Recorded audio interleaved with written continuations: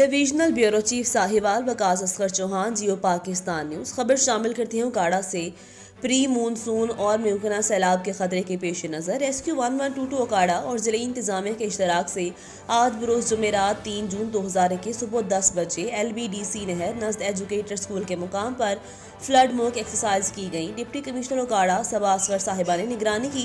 इस flood mock exercise में ज़िला ऑफिसर इंचार्ज 1122 जफर इकबाल ने ब्रीफिंग दी।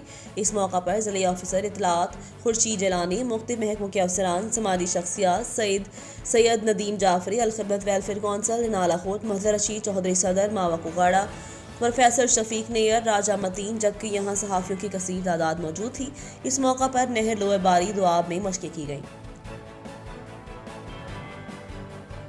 इनोवेटिव आइडियाज़ ਜਿਹੜੇ ਨੇ ਇੰਪਲੀਮੈਂਟ ਹੁੰਦੇ ਨੇ ਕੋਲੈਬੋਰੇਟਡ ਐਫਰਟਸ ਕਿ ਤੁਸੀਂ ਇੱਕ ਮੁਸ਼ਤਰਕਾ ਕਾਵਿਸ਼ ਕਰਦੇ ਹੋ। ਇਹ ਵਨ ਟੀਮ ਜਿੱਦਾਂ ਆਪਣੇ ਸ਼ਾਹ ਸਾਹਿਬ ਭਾਈ ਲੱਗੇ ਰਹਿੰਦੇ ਨੇ ਦਿਨ ਰਾਤ।